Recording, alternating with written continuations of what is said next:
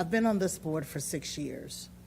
And in the 6 years, when there's been a discussion about how do we pay for the things that our county needs, there's been resistance in terms of raising taxes. I've heard so many people over the last 6 years come through the door and ask us not to raise it by 1 penny. And this board has stuck with that. We have petitioned our staff, economic development, Mr. Petrovich, to go out and find ways in which this county can sustain its needs through other means. We open our doors, and I'm not saying that we open the floodgate to data centers. That's not what I'm saying. What I'm actually saying is that we open the door given the fact that we did not want our taxes to increase. Our personal property taxes, we've decreased year after year because we want the money to stay in the pockets of our citizens. But we're being double standard here. We're saying that we don't want taxes to go up, and I don't want it to go up either because I want our citizens to have more in these hard times. Because we don't want to tax them, what are we going to do?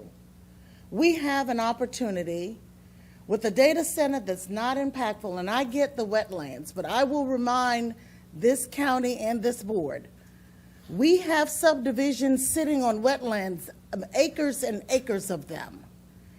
And the boards over the years have not raised one issue. You have housing developments on much more than 1.7 acres.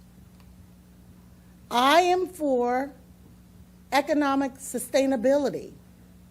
It's not going to happen overnight, but if we don't pay attention to what's happening, we are going to have to come to our citizens when our number of schools, structures begin to decline, when the infrastructure begins to decline in this county. And what I said to one of the data centers developers, I said, you have allowed others to write your story. You've not told the story that you are coming in to Spotsylvania and you're actually helping us to build out the infrastructure that would cost us, and I don't want to quote it wrong, $900 million? $930 million. I want to ask the citizens of this county, where are we going to find $930 million to build infrastructure? AWS, Amazon, should have told that story to our community, but they have agreed to help us with that. If we're closing the doors to these opportunities, then it's going to be on the back of our citizens that we raise taxes to make sure these things happen. I think this project is favorable for me, and so I will be supporting it because I'm thinking long term, and I'm thinking about the sustainability of what we have to do for our community and our schools and the infrastructure. We have to realize in this county, infrastructure has not been dealt with in totality the way that it should have been for years. And so there were a lot of things neglected. We have the opportunity to have others to pay for that, where the county does not have to pay for it. And I respect the voices of our citizens, but it comes, you elected us to make sensible judgment, not based on emotions, but based on facts. You have elected us to really represent you, not just for one thing, but when our infrastructure fails and we have pipes bursting all over this county, somebody's going to call and want it to be fixed. Somebody's going to say, it's the county's fault.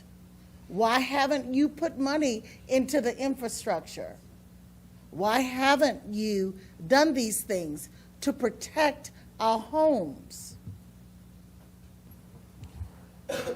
I make the motion that we approve this with all the proffers.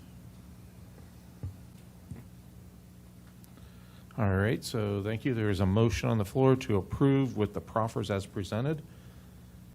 Is there any discussion on that motion? Seeing none, please vote.